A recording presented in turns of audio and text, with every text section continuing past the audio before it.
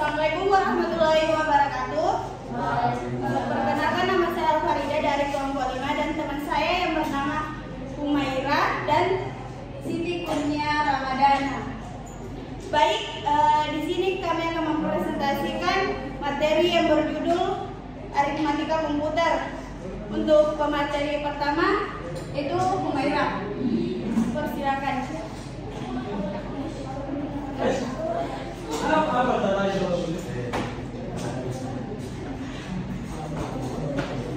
Aritmatik atau logik unik ALU adalah salah satu bagian atau komponen di dalam sistem komputer yang berfungsi melakukan operasi atau perhitungan aritmetika dan logika seperti penjumlahan, pengurangan, dan beberapa logika lainnya.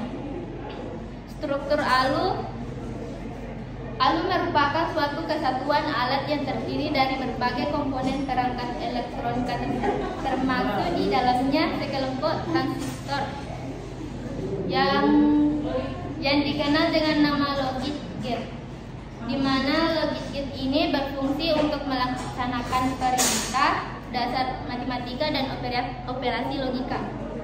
Kumpulan susunan dari logic gate inilah yang dapat melakukan perhitungan matematika yang lebih komplit seperti perintah ID untuk menambahkan bilangan atau divide atau pembagian dari suatu bilangan.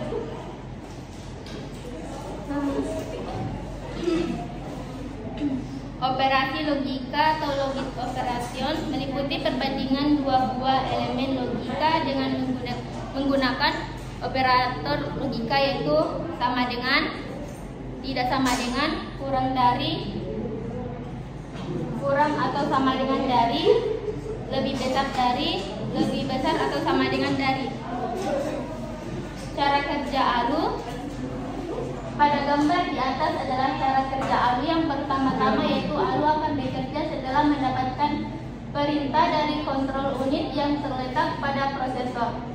Selain register, ALU pun mengeluarkan suatu flag yang berfungsi untuk memberi tahu kepada kita tentang kondisi suatu prosesor, seperti apakah prosesor mengalami overload atau tidak. Cara kerja CPU. Yang pertama-tama yaitu saat sebuah program akan dieksekusi, maka isi program tersebut yang berada di dalam hard disk diambil dan dimasukkan ke RAM. Selanjutnya, instruksi dan data tersebut diambil oleh kontrol unit, disimpan di register. Bila instruksi merupakan perhitungan logika atau aritmetika, maka ia dibawa ke ALU untuk diproses. Hasilnya akan ditampung di akumulator. Kontrol unit akan mengambilnya dan membawanya kembali ke RAM yang kemudian ditampilkan hasilnya ke alat output. Fungsi ALU adalah melakukan keputusan dari operasi logika sesuai dengan instruksi program. Saya kembalikan ke moderator. Baik, pemateri kedua itu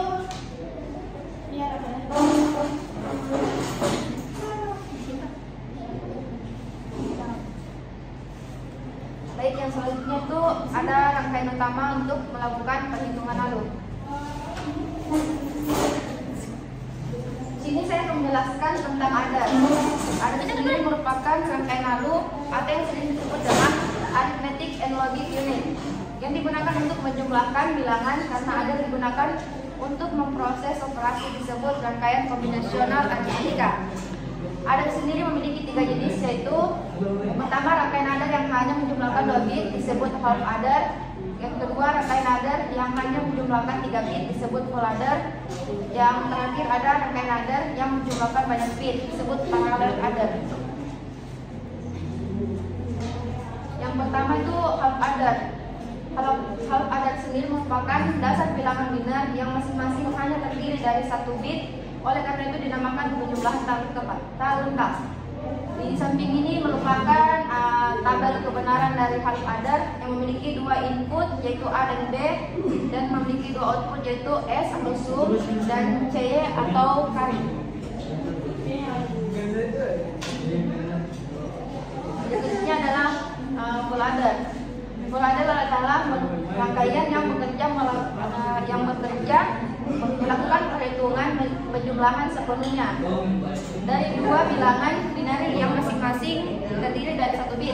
Rangkaian ini memiliki 3 input dan 2 buah output. Salah satu input merupakan nilai dari pindahan penjumlahan. Kemudian sama seperti half adder, salah satu outputnya dipakai sebagai tempat nilai pindahan dari yang lain sebagai hasil dari penjumlahan.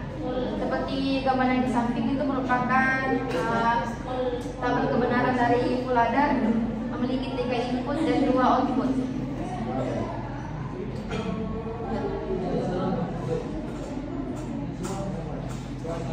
Yang berikutnya ada parallel adder. Di sini parallel adder adalah rangkaian full adder yang disusun secara paralel dan berfungsi untuk menjumlahkan bilangan binar berapapun bitnya, tergantung jumlah full adder yang diparalelkan. Di sini saya tidak memperlihatkan gambar, tapi di sini saya akan menjelaskan adder itu terdiri dari 4 buah full adder yang disusun paralel sehingga membentuk sebuah penjumlahan 4 bit. Selanjutnya ada integer aritmatika atau negasi. Untuk membuat negasi sendiri menggunakan dua komplemen, yaitu yang pertama untuk bilangan positif. Komplemen 2 adalah sama dengan sistem yang menunjukkan tanda dan besarnya bilangan, yaitu MSB, yang digunakan sebagai petunjuk atau tanda bilangan, dan bit-bit sisanya menunjukkan besarnya. Yang kedua, untuk bilangan negatif. Komplemen 2 untuk diperoleh dengan menghitung terlebih dahulu komplemen 1 dari bilangan binar semula yang bertanda positif, kemudian menambah 1 ke LSB-nya. Yang terakhir itu ada aturan untuk mendeteksi overflow. Di sini untuk mendeteksi overflow-nya sendiri, bila 2 buah bilangan ditambahkan dan keduanya positif ataupun negatif, maka overflow akan terjadi. Dan jika hanya hasilnya memiliki tanda yang berlawanan. Baik, materi selanjutnya saya sendiri yang akan bacakan, yaitu pembulatan. Teknik pembulatan yang sesuai dengan standar AI adalah: pertama itu pembulatan ke bilangan terdekat, hasil pembulatan ke bilangan terdekat yang dapat dipresentasikan. Yang kedua itu pembulatan ke arah, yaitu hasil dibulatkan ke atas ke arah tak terhingga positif. Ketiga itu pembulatan ke arah, hasil dibulatkan ke atas ke arah tak terhingga negatif. Pembulatan ke arah 0, hasil dibulatkan ke arah 0. Selanjutnya itu konversi bilangan.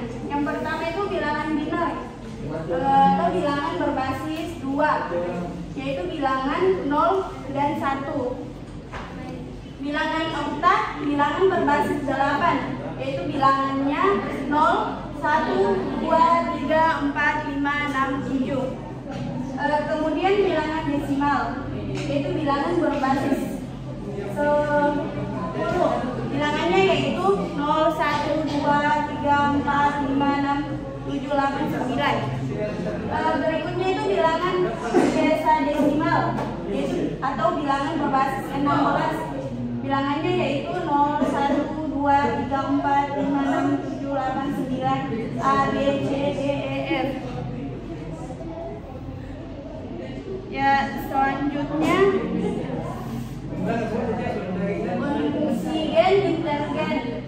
Untuk keperluan penyimpanan dan pengolahan komputer diperlukan bilangan binar yang terdiri atas 0 dan 1. 1 bit, 8 bit binarnya digital dan dapat digunakan untuk menyatakan bilangan desimal dari 0 sampai 255. Berikutnya itu floating point aritmatika. Pertama, aritmatika floating point, penjumlahan atau pengurangan. Langkah-langkah yang dilakukan untuk menambah atau mengurangi dua bilangan floating point. Yang pertama itu bandingkan kedua bilangan dan ubah ke bentuk yang sesuai pada bilangan dengan nilai eksponensial lebih kecil. Berikutnya itu lakukan operasi penjumlahan atau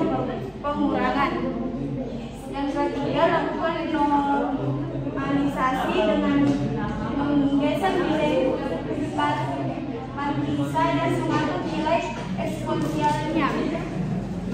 Berikutnya perkalian. Algoritma umum untuk perkalian dari bilangan floating point terdiri dari bilangan floating point terdiri dari 3 langkah. Ya, terdiri dari 3 langkah.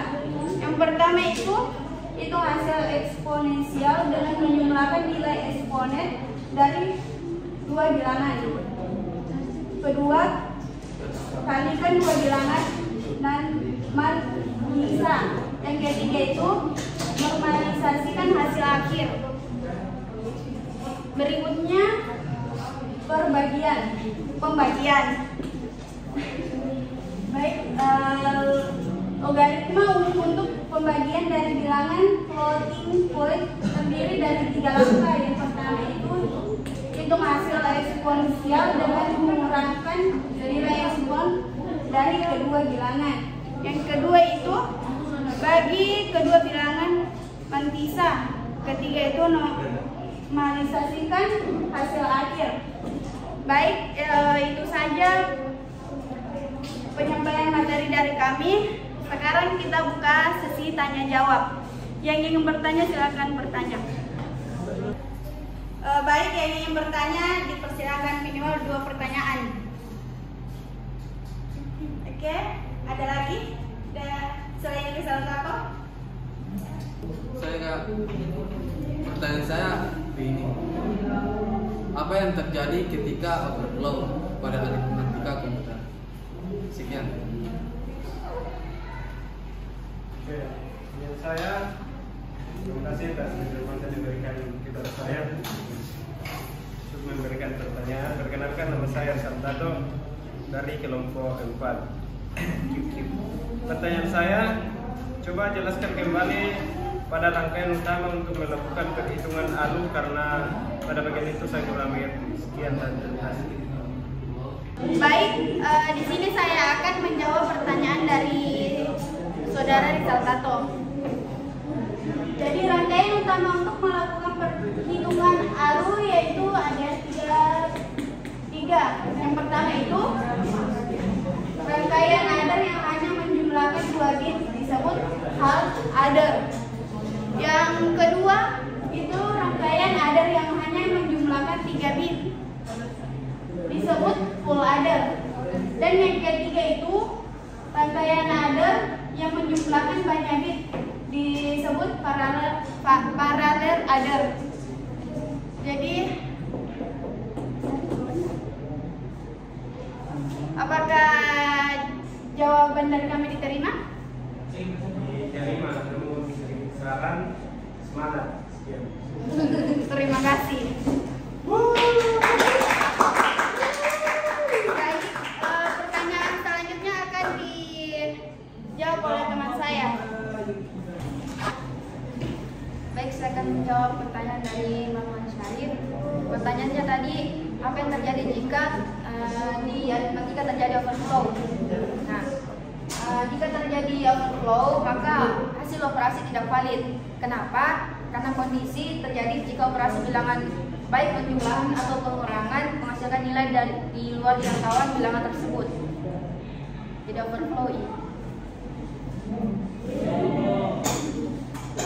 Sekian. Apakah diterima? Diterima.